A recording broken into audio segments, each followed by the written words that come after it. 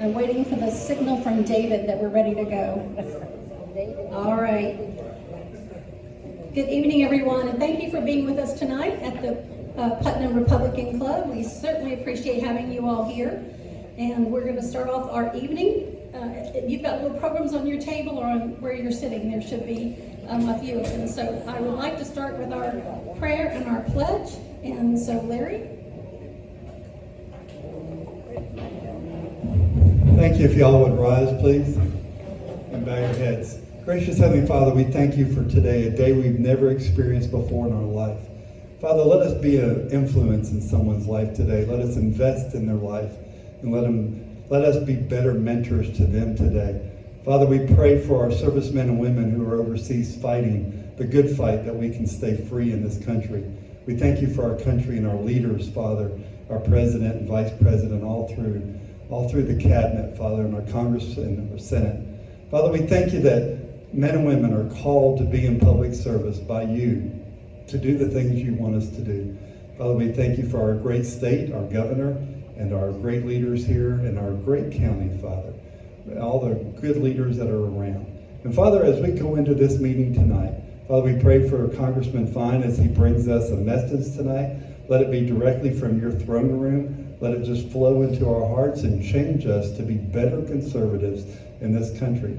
Father, we thank you for our first responders and the men and women who answer the call. When we run out, they run in. And Father, we thank you for that. And all the veterans, Father, in the room that have given their time and their families' time to go serve and to protect us. Father, we ask that you bless us tonight, be with us, guide us, and protect us. In Jesus' name we pray. Amen. We're going to be led in the pledge by Charles Overturf. Let us honor America with our pledge. I pledge allegiance to the flag of the United States of America and to the republic for which it stands, one nation, under God, indivisible, with liberty and justice for all.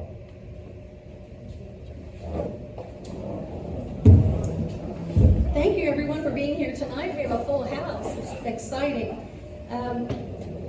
So I want to welcome some of our honored guests. We have from the Board of County Commission, we have Larry Harvey, who led us in the prayer.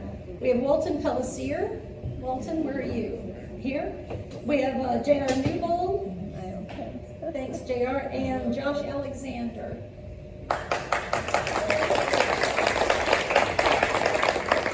From our Supervisor of Elections, we have Charles Overturf. Thank you, Charles. From Putnam County School Board, we have Phil Leary, the school board chair. Thank you, Phil. And we did have Matt Reynolds here, but he had to duck out because his daughter has a baseball game starting, so that's very important. And then we have Florida Transportation Commissioner John Browning. John? Thank you all. I think we have several new members tonight. If you're a new member, if you can raise your hand or stand and let us recognize you, we appreciate that. We have several new members. Edie, who else? We had several others. So, all right, and then we have a number of guests. So if you're a guest, if you'll raise your hand and let us recognize you as well. Thank you for being here tonight. And then we have our wonderful veterans. If you're a veteran, please rise if you can and let us honor you.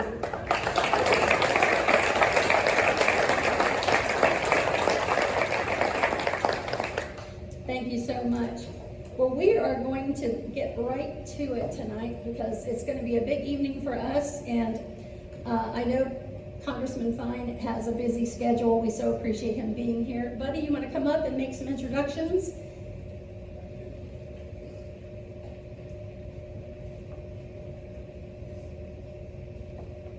As you've heard me say many times in the past, I do like what Randy Fine's doing. So it is great to have Congressman Fine come up here and tell us what's going on.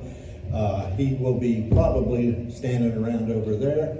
So, Mr. Congressman, if you'd like to come up and give him a big welcome. We are so proud of you.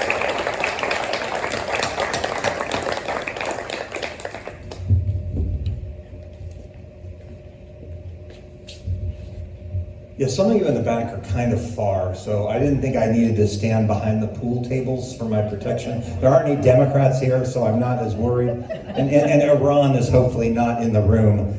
If any of you follow me on social media, 2 days ago, like, Iran attacked me by name on their state social media. That was not on my bingo card for 2026. Yeah, no, they wrote like, remember his name, we will hold him to justice, or something like that. And I wrote back, I said, I'm not afraid of you crazy people.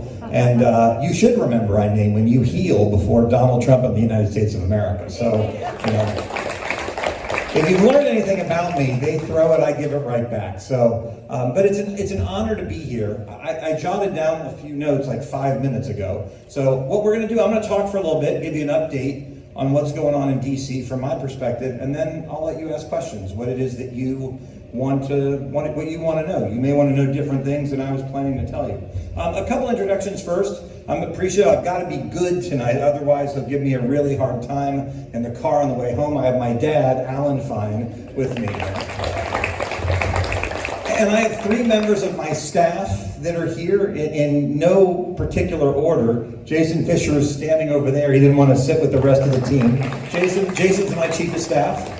And Jason served in the legislature for 6 years, alongside me and Bobby Payne. We were all classmates in the class of 2016 in the Florida legislature, along with Byron Donalds, who is going to be our next governor, and Joe Gruters, who is the chairman of the Republican National Committee now. So a fairly distinguished group of little old state legislators in 2016. I've also got Stephen, who's my deputy chief of staff and runs our district operations. And I think all of you know Gina. She knows you better than I do. I want to thank Larry and Rhonda for having me tonight. Thank you guys for being here. And the last group I want to thank, when you get mentioned by Iran and other people, you end up getting to have people accompany you to lots of things. So thank you to the sheriffs for being here tonight to make sure some crazy terrorist doesn't jump out and shoot you. The good news is if you ask me a really hard question, you may have to deal with them. So keep that in mind when we get to your questions. I really want to update you on 4 things. Most of you have heard me talk before I got elected. So I can tell you the great stories of Randy if you want, but you've heard those. I've now been in Congress for a year.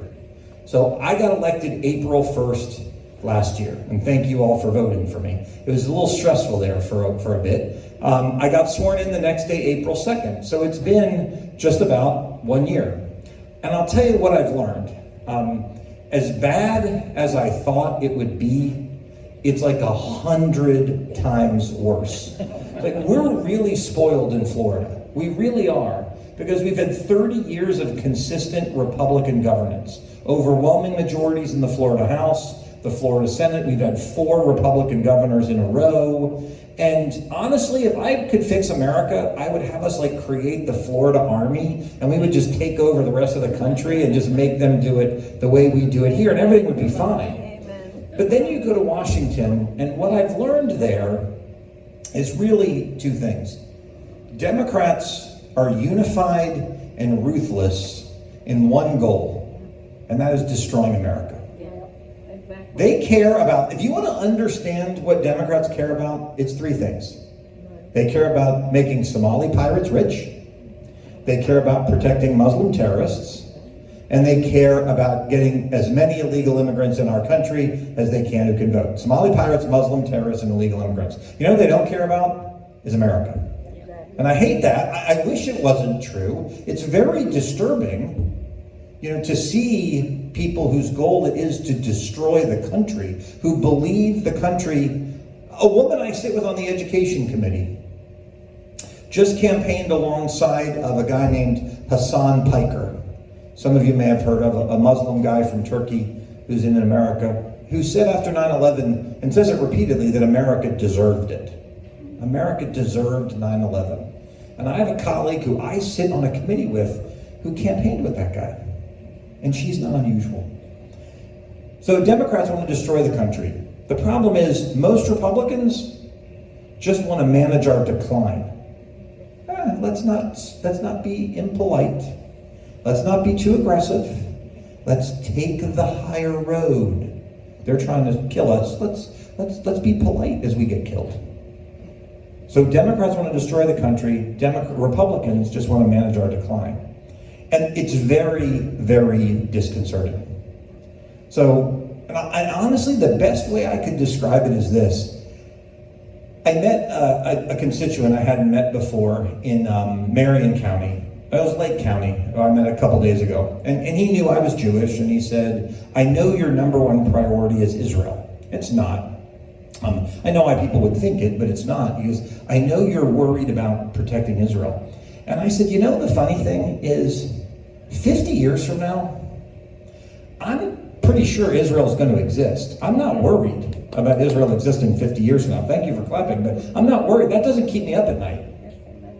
What keeps me up at night is whether America will exist 50 years from now. I actually think Israel existing 50 years from now is a greater likelihood than us, and that's very scary to think about, that is where we are as a country with this level of division. So for that reason, first thing I want to tell you about today, I showed up to Congress. I'm one of 220 Republicans.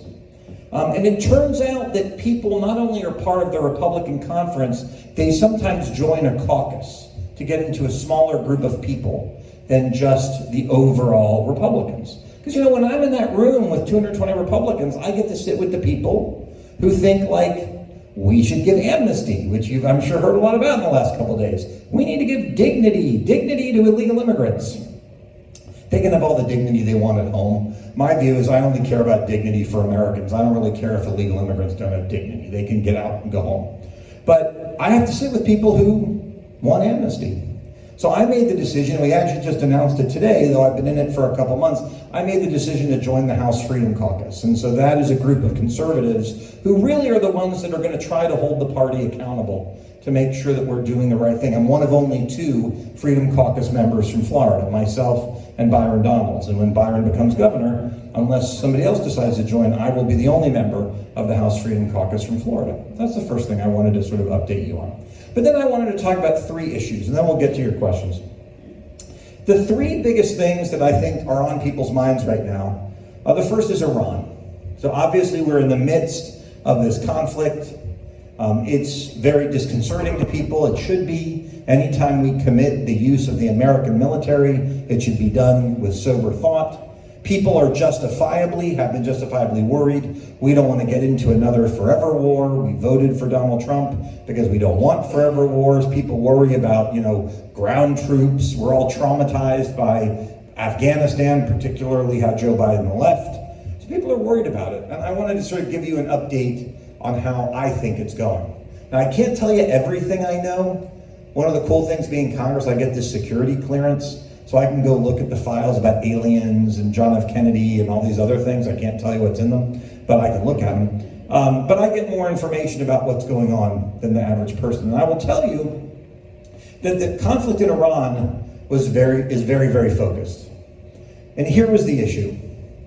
Iran for 47 years has been pretty clear about what they want to do to America. They want to kill us. Why? Because Iran is run not by people like you and me. One of the biggest mistakes we make in the world is we think everyone's just like us. And they're not. We're not one giant human family. We don't all believe the same things. We're not all part of the same civilization. And the people who run Iran, not the Iranians themselves, but the people who run Iran are Muslim religious leaders who believe that the Quran says you either submit to this 7th century ideology where women have to be covered and have no rights and all of these other things, or you should be dead. That is their view. That is their religious view. In the same way we believe in our religions, that's what they believe. And for 47 years, they've said death to America, which is fine if you don't have any power. You can yell and scream whatever you want.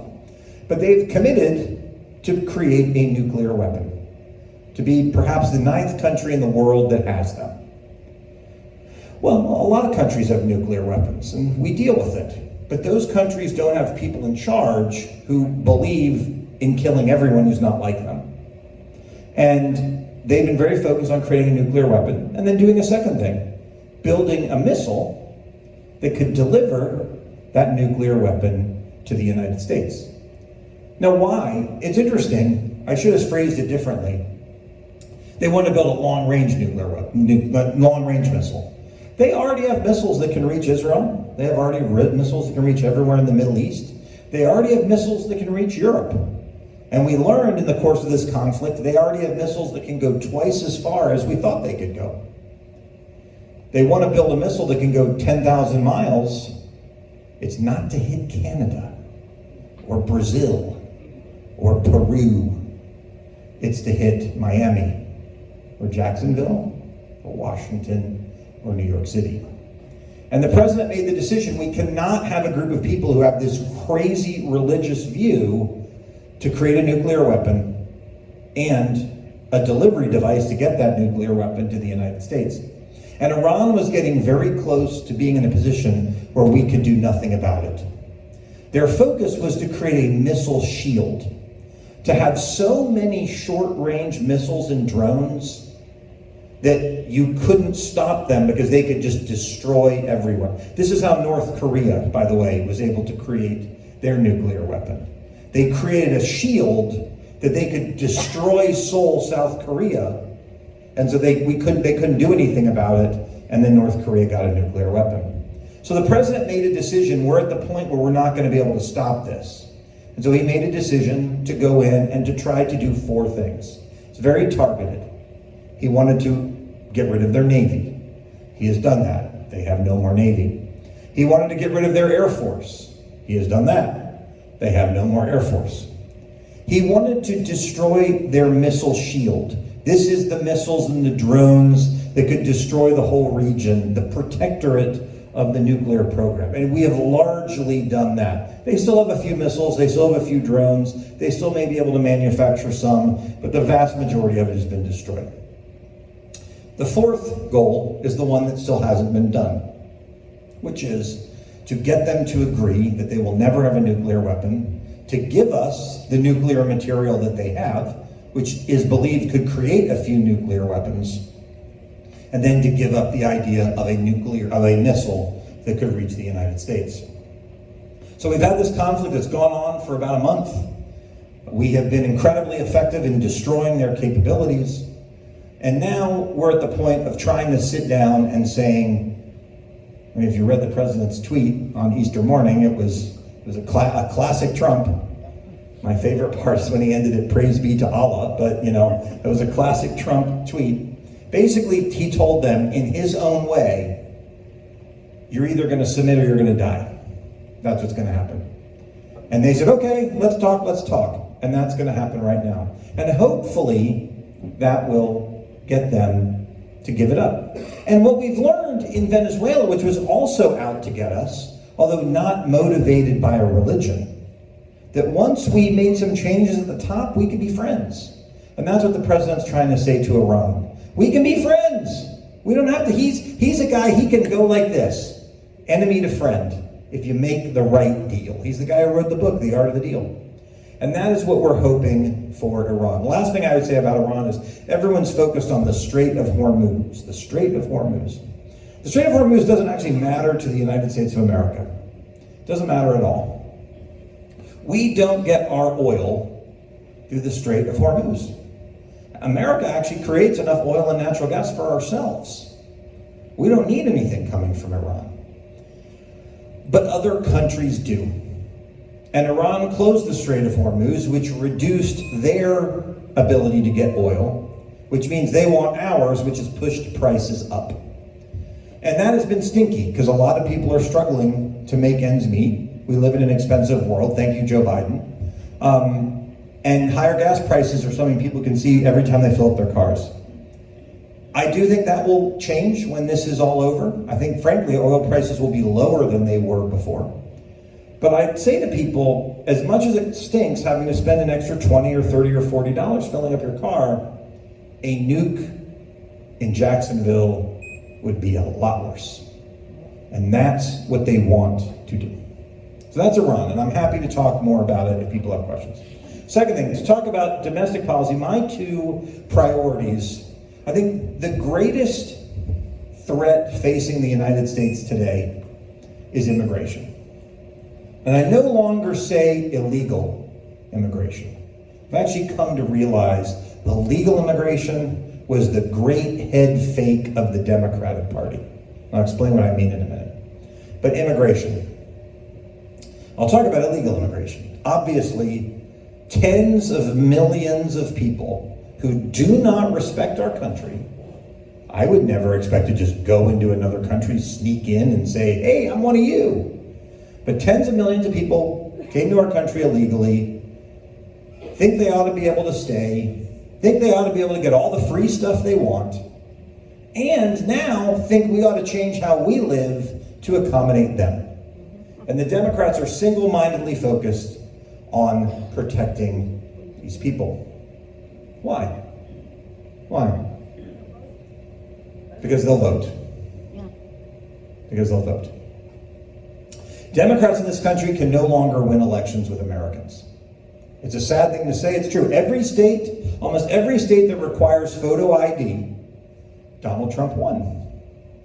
Almost every state that does not require photo ID, Donald Trump lost.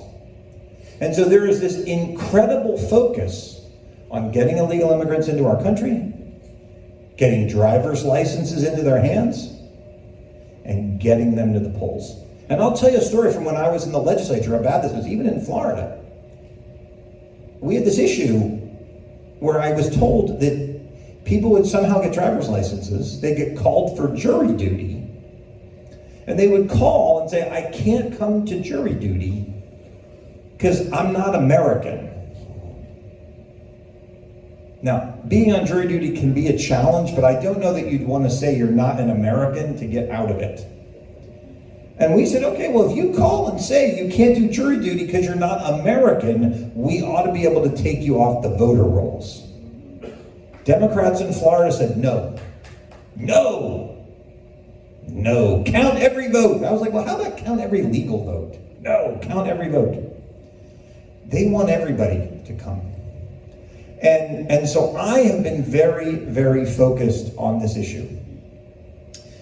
You've heard talk in the last few days about something called the Dignity Act. I think I've mentioned it before. I don't support it. The only dignity I care about is yours. I don't care about people who show up in our country. They need to all go home. But there is a fight right now between those of us who believe every single illegal immigrant, without exception, for any reason, I don't care if you've been here 5 minutes, 5 days, 5 weeks, 5 years, 50 years, I don't care. You gotta go home. And then those who are like, oh, let's give amnesty. No. That's one issue. But the second issue is legal immigration. I've come to believe that the Democrats were focused on illegal immigration. They were saying, they got us all worked up on that. So we stopped paying attention to legal immigration. And we have allowed legal immigration to change the complexion of our country. And there's no better example of that than New York City. The mayor of New York City, this guy's name is Zohran Mamdani. He's been a citizen of the United States, I believe, for 8 years. He's from Uganda. His parents believe in terrorism, and he believes in terrorism. He talked about it before he was a citizen. But 8 years ago, he becomes a citizen. Last November, he gets elected mayor of the premier city in the world, not just America. And interestingly, much like Barack Obama in 2008, sometimes Democrats run and they lie. We've seen this in Virginia. The new governor of Virginia was like, I'm a moderate, I'm a moderate, I'm a moderate. And then they come in and they act crazy. This guy, Mamdani, much like Barack Hussein Obama, was very clear about what he wanted to do. Unfortunately, some people are like, oh, he doesn't really mean it. He was very clear about what he wanted to do. And then he won the election. People say, how did someone like this, someone who's openly embraced terrorism, how did he win? Well, you look. Native-born Americans, people who'd lived in New York for over 10 years, overwhelmingly did not vote for him. The people who we think of as Americans, the people we think of as New Yorkers, the people who just got off the boat overwhelmingly voted for him.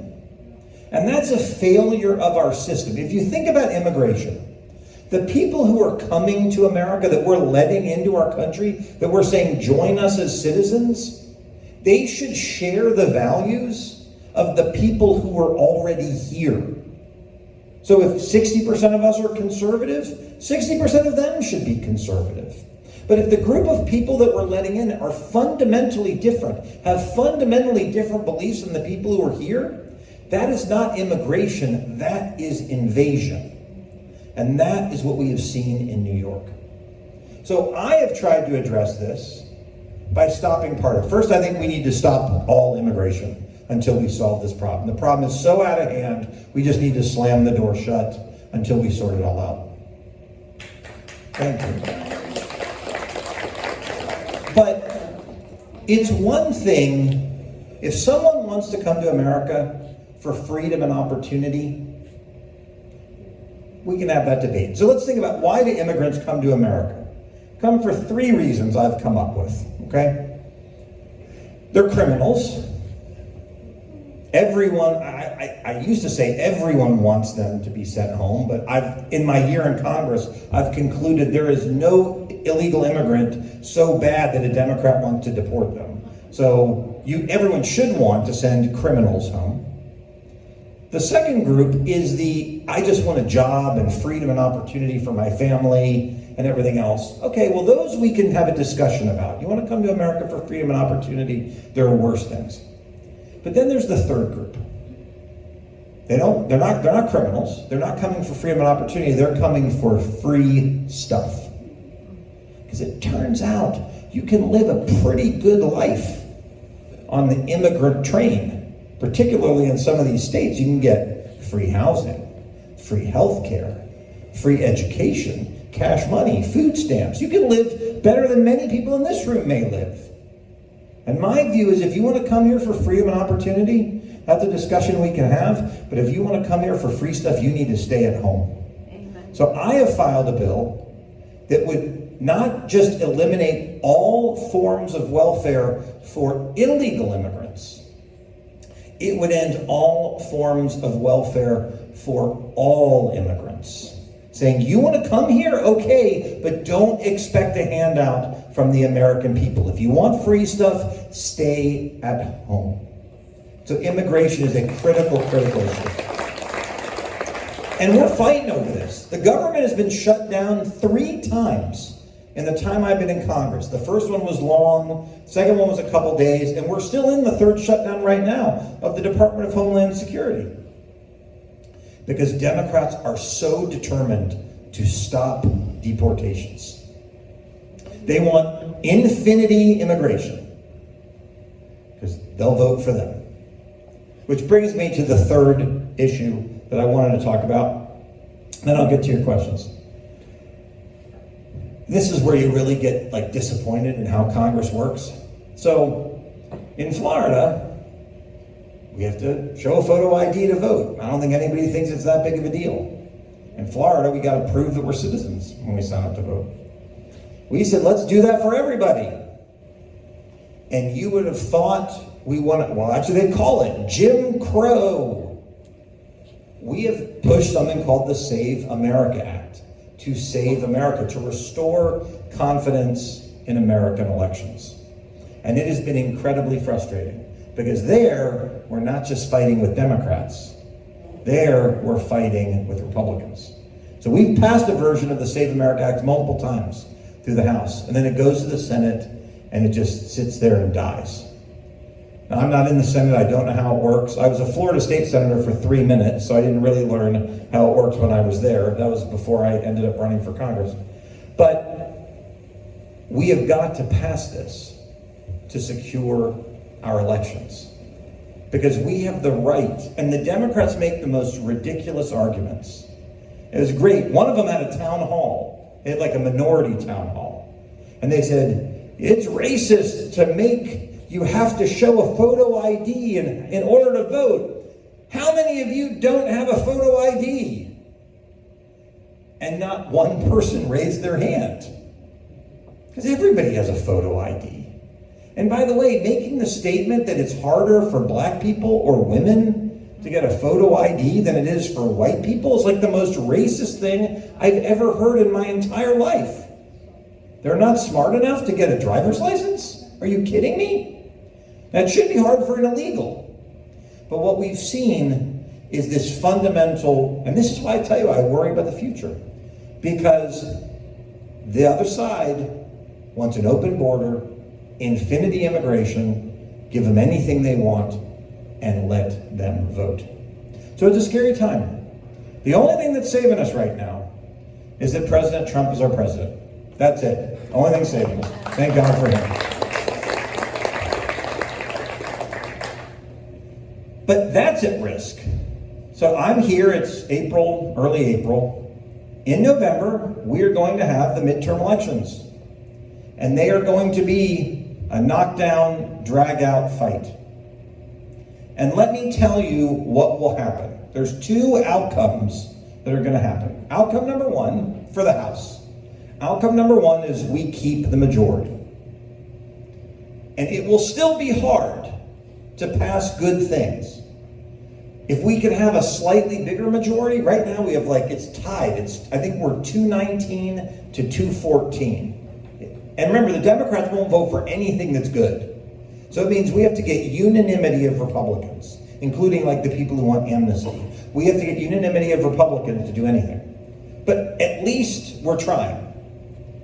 If it becomes the other way, 214 for us, 219 for them, you know what they're going to do on the first day? Anybody have a guess what they will do on January 3rd of 2027? Impeach. They will impeach Donald Trump. And you know what they will do on January 4th of 2027? They'll impeach him again. And then they'll impeach other people, and we will spend 2 years, no bills will be passed, nothing. Because remember, no crazy thing they will pass will President Trump actually sign. They won't have the votes to actually remove him from office. We will spend 2 years of them passing stupid stuff and just investigating everything and trying to put everyone in jail who has ever disagreed with them. The weaponization of government that we saw under Joe Biden, we've seen nothing yet. In fact, people often say it to me. They're like, Randy, maybe you should be careful about what you said. You know, they might try to put you in jail. I was like, well, let them try. I'm not afraid. So that's what's at stake. And that's why this election coming up is so important. And we'll talk about that a little bit more when I'm done. So I could talk for an hour. That's what I do. I'm a politician, so that's what I talk for a living. But I'd rather answer questions that you all have. So anybody have any questions that they want to ask?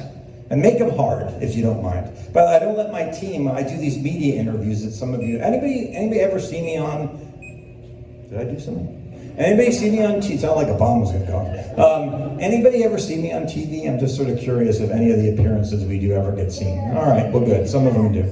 But I don't like to know what they're going to ask me in advance, so it makes it a lot more fun for me. So, yes, and then the guy in the gray shirt had a question. Yes? I just want to speak on ID. ID. Today, I was with my stepson about changing the title on a trailer that's too small to even change the registration. It's too small to even need a title. But we couldn't do it. I didn't have the long form of the death certificate. I didn't have my marriage license. I did have my driver's license. But we have to go back and do it all over again because we have done all of that just for a trailer less than 2,000 pounds. And they can't show it. To vote. Yeah. Yeah, I mean, look at the thing in New York, right? If you wanted to shovel snow for Zohar and Mamdani, you had to show 2 forms of ID. Who'd want to shovel snow at all? You had to show 2 forms of ID, but if you want to vote, in Minnesota, it's the honor system. One person can go, yeah, these 8 people, I know they don't speak English, they just graduated from the Leering Center, but they're American, they can vote, oh sure, and boom, in they go. It's the craziest thing in the world. Just All right. loud enough. Whoever's next. Yes. Hi there, I have 2 questions for you. Okay.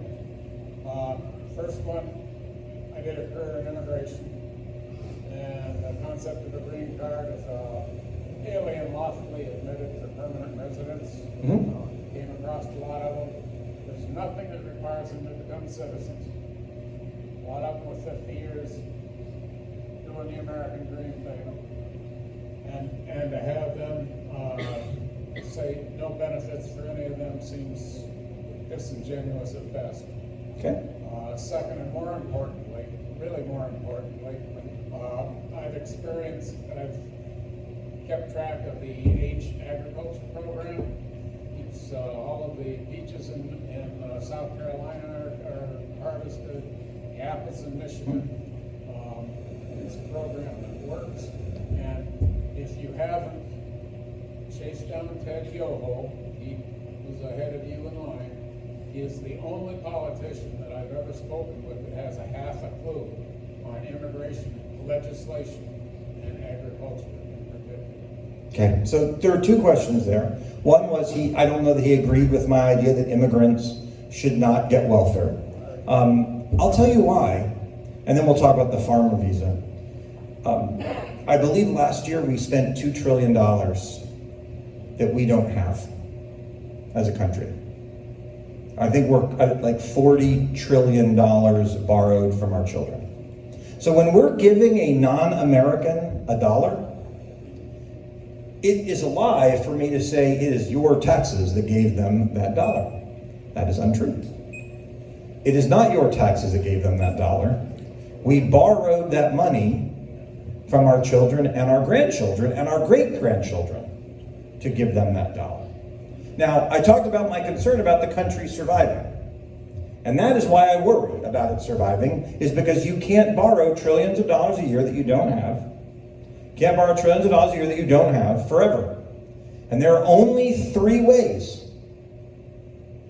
Well, there's only two ways that we can solve that problem. One is the government can take in more revenue, or two, the government can spend less. Now, if any of you want to sign up and say, Randy, I hope you go to Washington and you raise our taxes to make up that $2 trillion, please don't suggest that, because I won't do it. So the only other choice is to cut spending. And there's two kinds of spending we can cut: fat and muscle. And I would argue that if we have to cut hundreds of billions or trillions of dollars a year, where we start is with the people who aren't Americans anyway. It's not about being mean, it's about saving our country. As it relates to the farm workers, we don't have a big illegal immigrant farm worker problem in Florida. I've met with many of our farmers. Our farm workers are generally here on visas. And they do, the farmers that I've met with in my district that exists, St. Johns County's got a lot of them, they're generally bringing people in, they're paying them, they actually pay them much more than they would have to, because they have to provide them with housing and all these other things. They stay for a while and they go home. We can figure this out, but we can't figure it out at the cost of tens of millions of illegal immigrants. You know, the number one issue in the election may be affordability. And the single most important thing we can do to make America more affordable is mass deportations. Little trivia for you. The cities that have had the largest numbers, we've deported close to 3 million people. A lot of them left on their own. 600,000-700,000 we've rounded up and sent home. The cities that have had the largest numbers of deportations have had the steepest declines in rent prices. The sanctuary cities, rent prices have gone up. Why? Well, it turns out when a lot of people go home, the demand for apartments goes down. When the demand for apartments goes down, rent prices go down. And that is money back in Americans' pockets, number one. Number two, all the illegal immigrants, they don't have health insurance. They're illegal immigrants. So when they get hurt on the job, that's why they hire them, by the way, so they don't have to pay them health insurance, so they don't have to give them workers' comp. And when they get hurt and they go to your hospital, who do you think pays for the health care that they get? You do.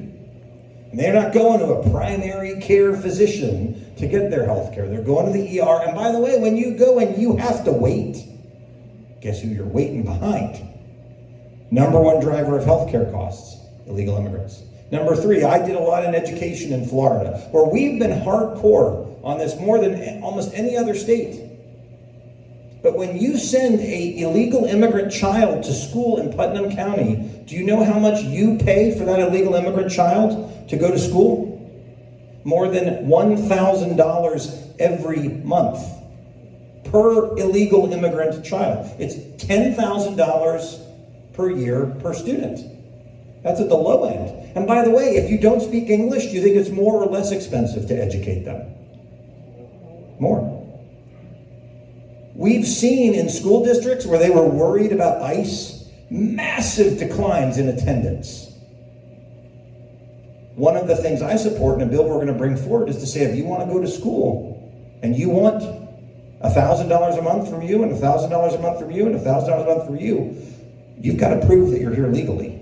We're not paying $10,000, $15,000, $20,000 a year for every illegal kid in this country. Go home. Yes, amen. Thank you. And then lastly, look at your car insurance when you go home. For most of you, the largest line it's not like one number. There's like 6 or 7 lines, and then it adds up to the number. And for most of you, the largest line you will have on that car insurance is called uninsured and underinsured motorist insurance. We could call it something else. We could call it illegal immigrant insurance. What that is it is insurance that you're not paying for yourself. You're paying for the person who hits you, who either doesn't have enough insurance or doesn't have any insurance. Well, guess what illegal immigrants can't get? They're not supposed to get a driver's license. They're not supposed to be driving. So you're paying. It is literally a tax. So housing, education, health care, and insurance. If we want to make America affordable again, we've got to send all these people home. All right, next question. Yes. Hey, Randy, shalom. Thank you. Well, it's not Friday, but thank you. I appreciate What the it. heck is always... That's true. It's peace. You know, shalom means hello, goodbye, and peace. You never know. Someone says shalom to me, and they maybe tell me to get out. I listen to the right news and press, and I also every now and then go over to see what the other side's thinking. And after watching the two sides, I guess my biggest question, just wondering your feelings on this is, what's going on with the Democrats? Is their problem ignorance or apathy? Because they've got to be, or that or total blindness. Yeah. So, my dad used to say to me when I was younger, when I'd ask this question, he would go, Randy, if they were smart, they wouldn't be Democrats. So, I actually think today there are 3 kinds of Democrats. There are those that are dumb. Like literally, they believe some of this crazy stuff, and they're just stupid and think it will work. You know what? If we give illegal immigrants everything they want for free, it'll all be fine. They're not smart enough to realize if we do that, billions of people will come to America. We don't have enough money to pay for it. They're just not smart. Then there's the second group that are evil. And those do exist. They're people, I serve with people in Congress who hate America and seek its destruction. That is their goal. They believe the place that they are is not a good place and it must be destroyed. And I'll let you guess who I'm referring to. Not all of them. And then the third group are the ones who aren't actually Democrats. And I have friends on the Democratic side, and they say this stuff because they have to get elected, but they don't believe it themselves. Those are the 3. And I think I'd summarize it this way. I believe the fundamental difference between Republicans and Democrats is Republicans live in the world the way it actually is. Democrats live in the world the way they wish it would be. If we take away everyone's guns, there will be no crime. Because that's how we wish it would be. A, everyone would actually give up their guns, not the criminals. And B, they wouldn't think of some other way to do it. That's how we wish it would be. If we just let everyone into this country, it will be fine. Islam is a religion of peace. They live in the world the way they wish it was. And by the way, it's a nice vision, it's a nice wish, but it's just not real. And I think that kind of gets back to the stupid. And it's this sort of kumbaya stuff. I think, and that's the issue. It's dumb, evil, or they're not really Democrats. And that's my observation after doing this for a year. Yeah. I'm pretty blunt, so. I'd like to start by saying thank you for coming out and speaking with us tonight. We really appreciate it and been very educating. To get away from immigration in Iran, talk to me a little bit and maybe educate me a little bit about the Federal Reserve with the oil prices that we're seeing right now. Obviously, the Fed made a comment last week. They're not going to drop rates anymore, which concerns us in the construction world. Seems like they're posturing to maybe raise rates. Is there any influence with the administration or Congress? Do they have any influence with the Fed to say, hey, we need to stay where we are or lower? No. I mean, look, no one's tried harder to influence them than the president. So our system of economic policy, there's fiscal policy and there's monetary. I used to teach economics. So there's fiscal policy and there's monetary policy. Fiscal policy is the budget. It's how much we spend on what and how much we tax you on what. And that the Congress and the president get to decide. But the other part of our economic policy is monetary policy. And that's basically what are interest rates going to be. And we don't set those. The Fed sets those rates. And basically the way they set them is there's a belief that the lower interest rates get, the higher inflation becomes, the higher interest rates go, the lower inflation will become. And they're trying to balance inflation and economic growth. And sometimes we may not agree with how they're doing it. I don't. But I don't get any say over that. The president gets to nominate people to be on the Fed, and the Senate, which I'm not a part of, confirms them. And your concern is justified. When interest rates are high, this is another thing about affordability in this country. There's another thing about affordability. A house X is going to cost a lot more if the mortgage is 9% than if the mortgage is 4%.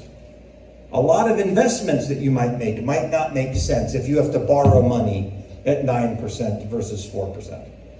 But I will tell you the other reason why interest rates are so high. It's not all the Fed.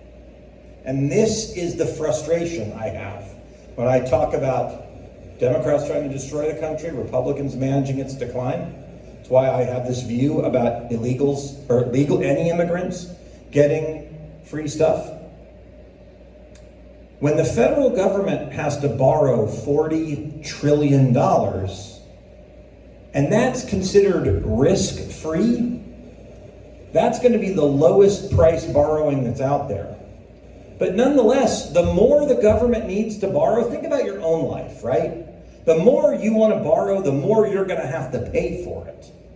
And the problem is, as the federal government has borrowed more and more and more and more, I used to call this crowding out when I taught economics. As the government borrows more and more and more and more and more, the government has to start to raise interest rates to get people to loan it the $40 trillion. And so if what the government pays is the floor, and then mortgages and construction loans and credit card debt, those all get stacked on top of it. So part of the reason why interest rates are as high as they are is because the markets look at the government's inability to spend within its means. And so there is something I can do to bring interest rates down, and that is get the government to stop spending more than we bring in. But the problem is, Democrats don't care. Republicans, oh my gosh, that'll make people upset. Think about it. If we can't cut spending on people who aren't even American, forget it. And I learned in the legislature, I learned this my first year. Anytime I wanted to cut, I'll remember I wanted to cut funding for something stupid that libraries were doing. I don't even remember what it was. And they're like, but people will die. That was the answer to any time you wanted to cut. It was people will die. Everything that people will die, you're going to kill people. Doesn't matter what it is. There's very little willingness to do that, to bring that budget into balance. If America collapses, this will be the reason. By the way, most great empires in history, and we are an empire, did not collapse because they got beaten in a war. Most of them collapse because they created it under their own debt. That will happen to us if we don't do something about it. And that is the Fed will never be able to get interest rates as low as you want them to be because of what we borrow. Now here's the good news. If we could show that we were on a path to balance the budget, the markets would go, oh good, they're getting the problem under control, and the interest rates would come down. The problem is we ain't showing that in any way, shape, or form. And so it's a big issue, and it's what keeps me up at night. It's why I'm in Congress. Because as much as I enjoy talking to all of you, and it's great to be here, and I'm having a good time answering your questions, but I do this for two reasons, and it's none of you. Their names are Jacob and David. They're my kids. And I don't think they're gonna have an America if we don't solve this problem. And that's something that I'm unwilling to have them look at me 30 years from now and go, Dad, you were pretty smart and you were a good talker and you were successful and you had time. Why didn't you go try to do something about it? I don't know that I will succeed, but I'm certainly gonna do everything I can to try. Next question, thank you. Someone's got the microphone. There's questions over here. Okay, yes. Hey, could somebody have a drink of water or something? Sorry. Stephen, can you get me a drink of water or something? Thanks. Go ahead. I can go. I just want a drink of water. Okay. This is You got to hold the microphone closer. this is kind of another chapter. Sure. There was talk of like where people had to be honest from 18 to 25 and register for possible draft maybe by December. Sure. And do you think there's a possibility of a military draft? No. So it's been in the news lately that, so right now, my son just turned 18, and I had to do this when I was a kid. I remember you had to go to the post office. It's the law. I think some people don't do it, but it's the law. You turn 18, you have to go to the post office, and you have to register for the draft. We've had this for decades, and the last time we actually drafted people was during Vietnam. For whatever reason, when we did the last defense authorization bill, one of the Democrats wanted in the bill, this is what I've been told, instead of people having to go to the post office and do it on their own, which is the law, let's just make it automatic and nobody has to go. But it hasn't changed the fact that you have to register for the draft. It's just, you don't have to go to the post office anymore. Nothing about that is we think there's going to be a draft. No one, but now look, some people may say that to scare people, but I do not believe that we are in any risk of a draft anytime soon. So but that policy did change for whatever reason. Yes? Hey, it's crazy because whenever I go, whenever I go out anywhere out of my house, except for going to church, everything else, I have this constantly.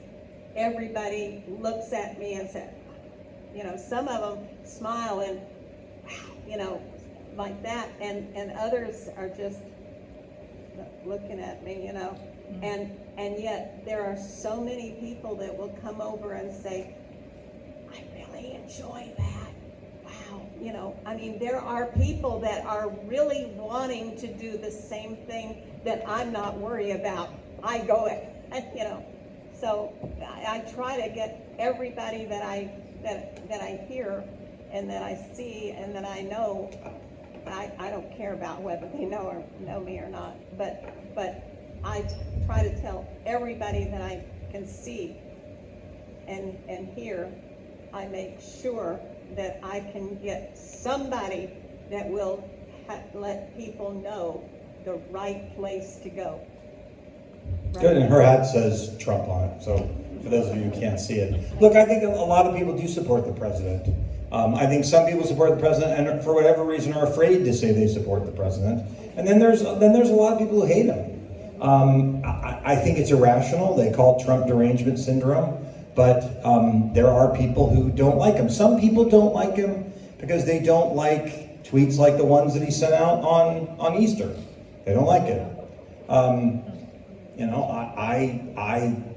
My view is, words are intended to send a message, but some people don't like that. But a lot of people don't like the policy. I learned when I was in college, and this is what I would say about the left. Part of what makes me good at this job is I got to deal with a lot of this stuff a long time before I was in college. Where I went to college, there were not a lot of conservative people, and I was always conservative. And what I learned about the liberals when I was there, who are the same purple-haired people having these protests that we see, I learned that liberals are the most open-minded people in the world. So open, tolerant, understanding, forgiving, as long as you agreed with them.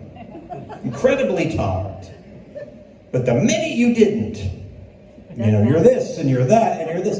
And part of what has made our society fracture is we were in a one-way war. So I'll give you a great example, something that I've done, because I deal with this a lot. People get mad at me. The Democrats acted in a certain way, and we said, let's take the higher road. And then we lose. So I came up with this term that I use if you follow me on social media. And by the way, I highly encourage it. I'm very entertaining. So if you don't follow me on social media, you should. But I came up with this term. I got tired, as we talked about terrorism, this like radical Islamist terror. They were trying to minimize it. I just started calling it Muslim terror. Muslim terror. And I did a TV interview, and they were so upset. Muslim terror, you're a racist. How can you do this? How can you say this about Muslim people? Muslim terror, it's so bad. And I said, look, I'm glad that you're agreeing that you're not going to use the term white supremacy anymore. And they were like, what? I said, yeah, look, we're agreed. No white supremacy. That's awesome. Like, what are you talking about? I said, well, you're saying when I use the term Muslim supremacy or Muslim terror, I'm saying that all Muslims are terrorists, right? That is what you're saying. I said, okay, well then you're saying all white people are white supremacists. Well, that's not what we're saying. I was like, wait, I don't understand. Okay, let's move on. How about Christian nationalism? You ever hear that term? And you know what they do? They just get mad. Well, we're allowed to talk that way about you, but you can't play by our rules. And what I do is I say, I don't make the rules. I play by yours. You go low, it's going to make it easier for me to kick you where it hurts. And they don't like that very much. But that's what we have to do if we want to win. We cannot let them dictate the terms of the fight. So I don't know whose question is next. Yeah. I have a question. Congressman Fine, thank you for being here. Of course. My question is, how do you explain to someone why gas is so expensive? I know there's global implications, but I don't know how to explain it to people. And they're always asking me. Well, it's high right now because gas is a commodity. It's like corn.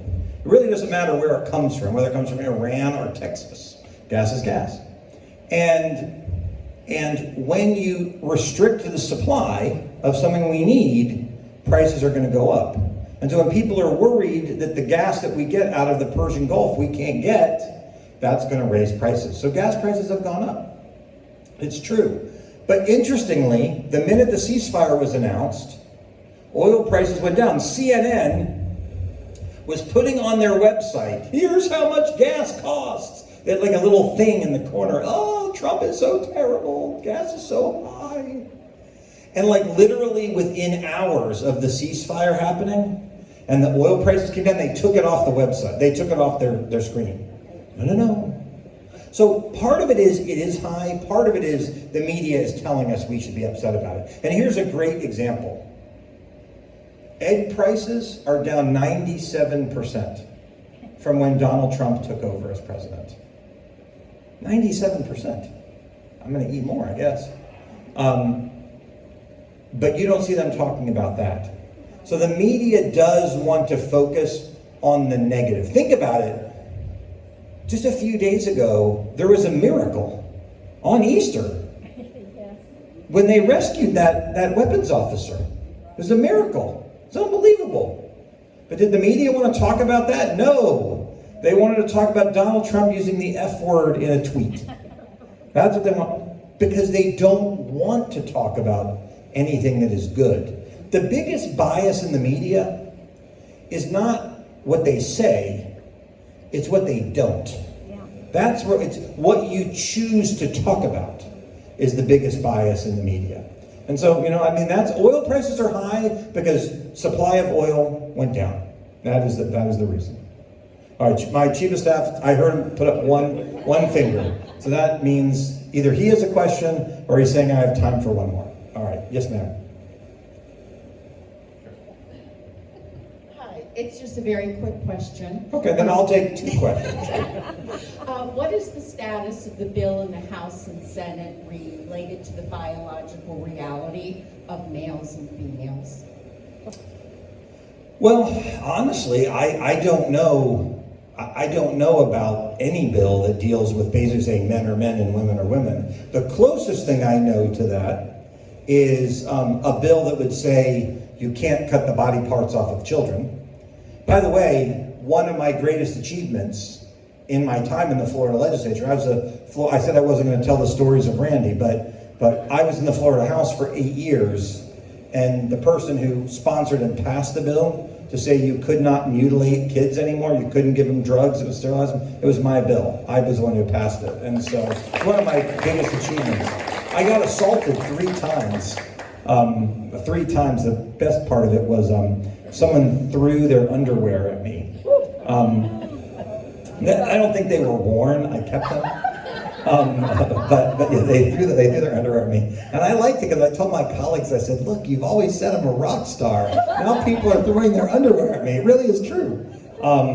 But I did that. That bill federally, to say you can't mutilate kids, girls or boys, that is part of the Save America Act that we cannot get the Senate to hear. So we have passed that through the House. But a bill that says men are men and women are women, I don't know that a bill like that actually exists. The other thing is also in the Save America Act is men can't play women's sports. President Trump calls this like his greatest hits bill, like show a photo ID if you vote. These are all things that like 80% of Americans want. But for whatever reason, Democrats don't support them, and the Senate won't hear it. All right, I will take one more question. You have a question. The first was quick, and then I'll wrap up. Is it on? Yeah, I think so. So we've got this stymied Congress that the Democrats won't pass anything that's Trump. And I think as myself, most of my adult life I was a single parent, which meant that I didn't have enough in the bank to make it for one day without a paycheck, much less, week after week after week. And at some point, Trump isn't going to be able to find the funds to even pay these people. Yep.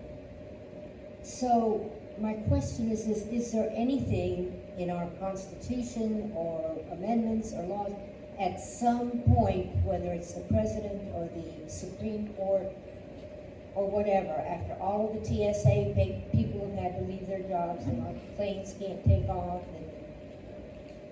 is there something somewhere that allows us to stop these idiots? So there are 3 solutions I'll talk about. So here's the situation. We fund the federal government. It's all right. At least you didn't throw it at me. We fund the federal government in 12 appropriations bills. So the federal government is divided into 12 parts. 11 of the 12 are funded right now. The one that is not is the Department of Homeland Security, or TSA, ICE, Customs and Border Patrol, the Secret Service, the Coast Guard, all these agencies we put in this umbrella after 9/11. The Department of Homeland Security. It's kind of crazy. We're fighting with Iran, but the Democrats don't think we should have a Department of Homeland Security. And so the situation is the Senate sent us a bill that said we will fund some of the Department of Homeland Security, but not all of it. We will not fund, I call it the Senate Open Borders Bill. We will not fund ICE, we will not fund Customs and Border Protection. We'll fund everything else, but those departments apparently stay closed forever in their bill. And that's where we are, because everyone's looking at each other. There are 3 solutions to this. I'll tell you the one that's actually going to happen, and then I'll tell you the 2 that should, 3 that should. Number 1, the Senate, there's one way they can pass a bill without the filibuster, and it's a form of a bill called reconciliation. And we've told the Senate, send us a reconciliation bill that funds the rest, we'll pass them both, and it will reopen, and hopefully that will happen soon. They'll send us a reconciliation bill that funds ICE and Customs and Border Protection, and then we can vote on them both and it'll be done. So that's the current solution workaround. But how do we deal with this long term? There's 3 ways. Number 1, members of Congress should not be paid if the government is closed. Amen. So the first time this happened, my staff wasn't getting paid because one of the 12 is the legislative branch appropriations, and my staff wasn't getting paid. And then they sent me my check. And I was like, "What is this? I thought we didn't fund. I'm new. I thought we didn't fund legislative branch appropriations." And they go, "Oh no! Those are rules for thee, but not for me. We pay the politicians." And I was like, "Nope." I sent a letter, said, "I don't want a check till everybody else gets one." And by the way, I've sent that letter again. I've said, until TSA, until this is done, no checks for Randy. Don't pay me. I don't, that's not what leaders do. You don't ask people to do things that you're not willing to do yourself. But interestingly, there was a Democrat senator from Arizona, when asked this question, said, "What do you mean not paying me? I have rent and a mortgage and child support. How am I supposed to go without a paycheck?" Like, are you listening to yourself? But you're okay with all these people not getting paid? So the first thing is, if any part of the government is closed, any part, members of Congress should not get paid. And I've supported that bill. And we should do it. I don't know why we don't. Second thing is we should pass a bill that says if you have to go to work, because the worst thing is we're making TSA agents go to work, but they weren't getting paid. If I did that, and I was a software entrepreneur for 22 years, if I told my people you have to go to work for 3 months, but I'm not going to pay you, I'd go to jail. But the government can apparently do this. We should pass a bill that says if you are forced to go to work, even if the government is not open, you still get paid. And that's the second thing we have to do. I do think we have a shot of getting that passed. And then the third thing is this.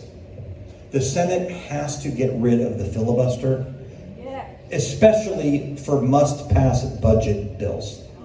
Imagine the Democrats right now, who have a minority. They only have 47 votes in the Senate. We have 53. Imagine if the Democrats say, we just want to keep the government closed just because we want to hurt Donald Trump.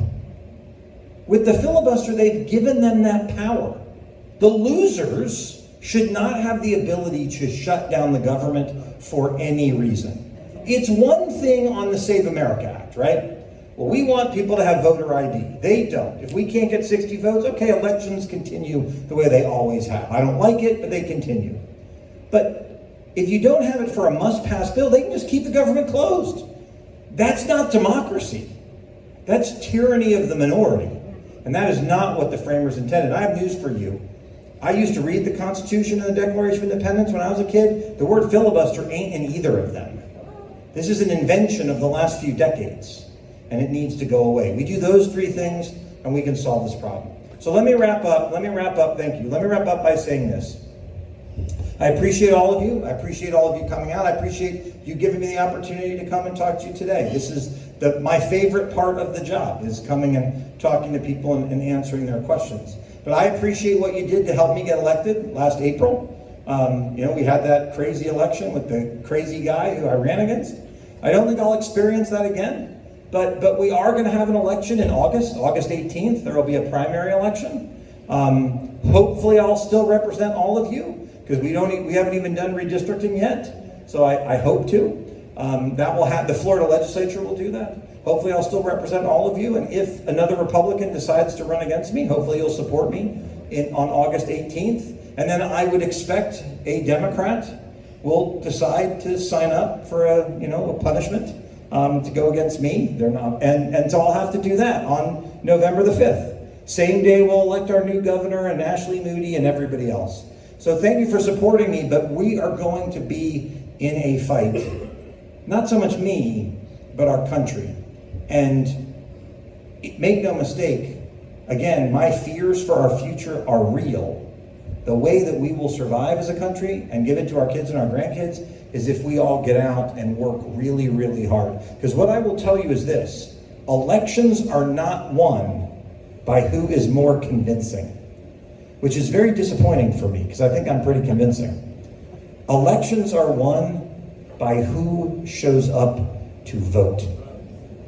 Not a huge percentage of people who could vote don't vote.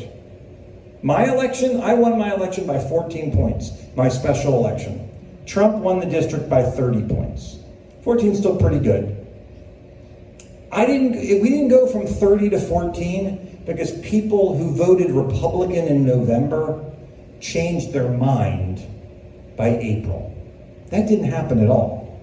What happened was Democrats were willing to crawl on broken glass with acid coming from the sky to vote because they hated Donald Trump that much. And a lot of Republicans were like, it's fine, Donald Trump's president, we're good. It's the team that will win in November, here in Florida and nationally, will not be the one that's more convincing. It will be the one whose people care enough to go and vote. So it'll be about you voting and getting your friends and neighbors to go and vote the same. So thank you for the privilege of letting me represent you. Hopefully I'm doing a good job. I appreciate it and happy to come back anytime and update you on how things are going. Thanks again for having me.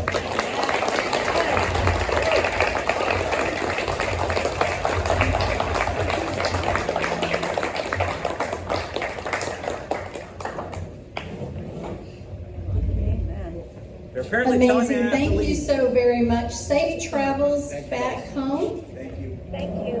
I assume you're going home tonight.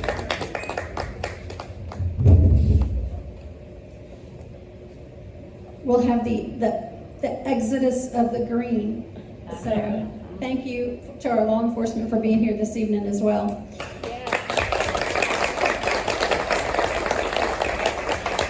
I didn't peek outside to see if we had any protesters out there like we did last year when we had him with us at the fairgrounds. So hopefully we'll keep our fingers crossed.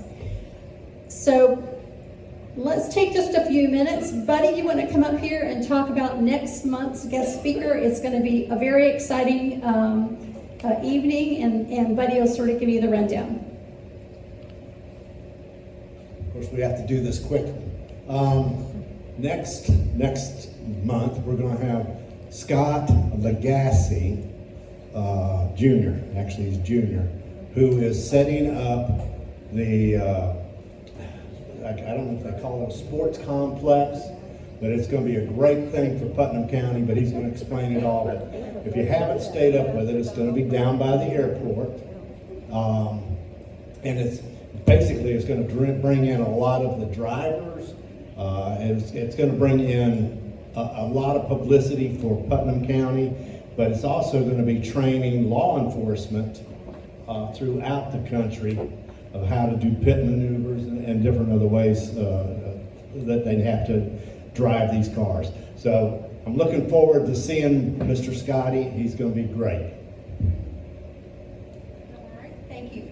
Larry, you want to come give an REC update? We've got some information on an upcoming dinner. We're going to keep it real short. Most of y'all have gotten the email about the dinner. It's on your table. If you look at it on May 1st, the Republican Leadership Lincoln Day dinner. It's going to be at the Expo Center at the fairgrounds. We need everyone there. We have 180 seats. Tables are filling up as we speak. We do have individual tickets I do tonight if you need some.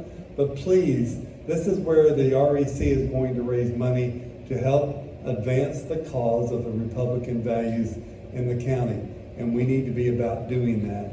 So we appreciate the opportunity, but look at your thing. And this was done by AI, okay?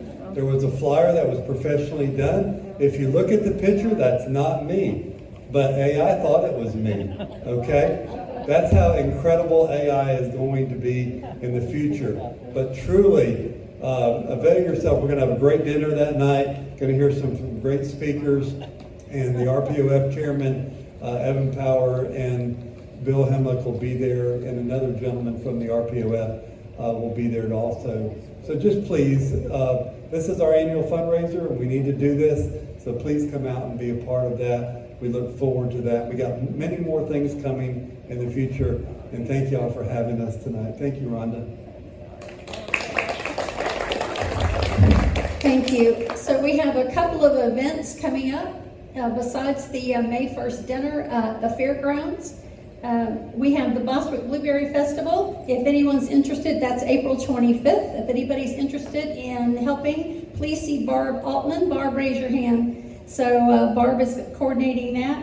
The Veterans Festival is at the fairgrounds the same day, April 25th. We've always done both of these events. They're always a lot of fun. And if you're wanting to be part of the Veterans Festival, if you'll see David Enzor, David, raise your hand. Where'd you go, David? Back there in the back. Then David will coordinate that. Then so that you know, our next board meeting is May 7th at Beck's, the headquarters, and then our next monthly meeting here in the Viking Center, May 14th. To hear about the sports motor complex coming in at the airport. And I believe, which one of our commissioners, what was or our administrator, what was the number that they talked about in front of you all about the amount of income coming into the county through that complex? I believe it's about 20 million. 20 million annually?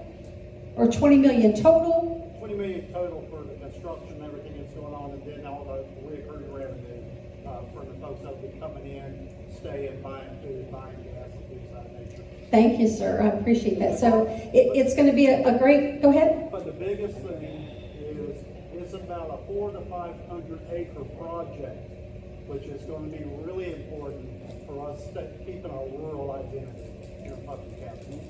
Correct. But it is a way of us giving some development, and what they're talking about is that property being next to the airport. It's probably a good fit for that. And then I want to introduce somebody that's a special new friend of mine, Samantha Fairley. Samantha, would you raise your hand? If you all don't know Samantha Fairley, she is the driving force behind our fairgrounds, and since she has been on board and managing the whole process, the fairgrounds, I don't know if those of you who have been there over the fair have been there in the last year and seen the progress and the improvement, and it's just amazing. And I can't tell you how many people said to me personally at the fairgrounds how they've never seen it looking as nice as it is this year. So thank you, Samantha, for all of your dedication and hard work. All right, we are adjourned, but if everyone hangs on and pull out your tickets, I see a lady over here who's gonna have us draw a ticket, and then we're gonna have a 50-50 giveaway. Here it is. Last four numbers are 0790. 0790. June Beebe, thank you. All right, everyone. Make sure y'all come see us at the Blueberry Festival.